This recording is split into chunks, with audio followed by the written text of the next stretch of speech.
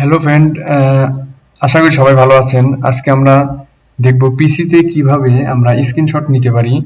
আমরা মোবাইলে সহজে স্ক্রিনশট নিতে পারি, কিন্তু পিসিতে সেরকম কোনো অপশন না থাকায় আমরা কিন্তু সহজে স্ক্রিনশট করতে পারি না।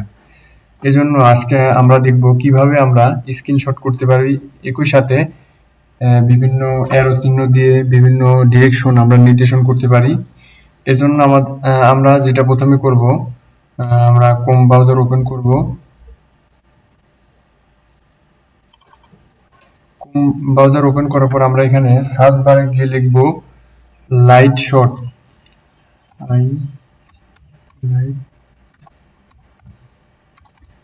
লাইট শট লিখে আমরা সার্চ করব, ঠিক আছে।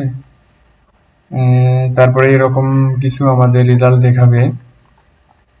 আমরা এগুলো কোনোটা ওপেন না করে যে প্রথমে যেটা এই যে পাখির পালকের মতো একটা অপশন দেখতে পাওয়া যাচ্ছে, এই যে লাইট শট, আমরা এখানে প্রেস করব।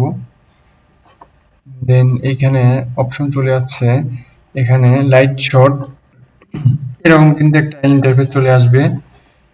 এখানে অপশন দিয়েছে দুইটা, download for Windows, download for Mac. যেহেতু আমরা অ্যাপেলের জন্য করব না, আমরা উইন্ডোজের জন্য করব। এখানে আমরা উইন্ডোজে ক্লিক করব। এই যে ডাউনলোড শুরু হয়ে গেছে। এটা খুবই অল্প এমবির, এই যে হয়ে গেছে। তারপরে আমরা ভিতরে যাই, কিন্তু এখন দেখি এটা কোথায় আছে। আপনারা এটা একটু খুঁজে নেবেন, কারণ এটা আমার অলরেডি ডাউনলোড করা ছিল। তারপর একটু দেখি কোথায় আছে।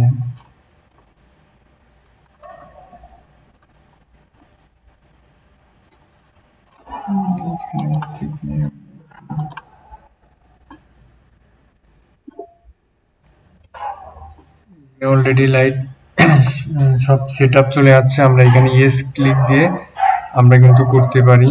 আচ্ছা দেখি, এখানে ইংলিশ, এখানে ওকে করলাম। তারপর নেক্সট নেক্সট দিয়ে আমরা কিন্তু এটাকে আশা করি আপনারা সবাই ইনস্টল করতে পারবেন। আমি আর এটা দেখালাম না, আমার যেহেতু ইনস্টল করা আছে আমি এটাই দেখাই। এই যে আপনি যখন ইনস্টল করবেন তখন এই নিচের দিকে এরকম একটা ইন্টারফেস চলে আসবে। আপনি এখানে যদি ক্লিক করেন, এই যে পাখির পালকের মতো, এখানে ক্লিক দিবেন এবং আপনি যতটুকু স্ক্রিনশট নিতে চান আপনি এইভাবে কিন্তু স্ক্রিনশট নিতে পারবেন। এভাবে নিলাম। তারপরে আপনার যদি কিছু লেখার প্রয়োজন হয় কিংবা আপনি যদি কিছু আইডেন্টিফাই করে দিতে চান, তাহলে আপনি কিন্তু এইভাবে করে দিতে পারবেন। দেন আপনি যদি এখানে কিছু ডিরেকশন দিতে চান, তাহলে এখানে কিন্তু এইভাবে দিতে পারবেন। দেন আপনি যদি কিছু লিখতে চান তাহলে কিন্তু লিখতে পারবেন। তারপরে এইভাবে হওয়ার পরে আপনি জাস্ট এইখানে গিয়ে স্ক্রিনশট, আমার একটা স্ক্রিনশট ছিল 1 এবং 2, আপনারা এখানে চাইলে নাম দিতে পারেন। আচ্ছা, এটাই আমি রাখলাম জেপিজি। আবার আপনি পিএনজি যে কোনো ফাইল এখান থেকে কিন্তু সিলেক্ট করতে পারবেন। তারপরে সেভ দিলেই আপনার কিন্তু সেভ হয়ে যাবে। এই যে আমার স্ক্রিনশট হয়ে গেছে। আমি এখন দেখি কি স্ক্রিনশট নিলাম। এই যে আমার স্ক্রিনশটটা, আমি এটা স্ক্রিনশট নিলাম।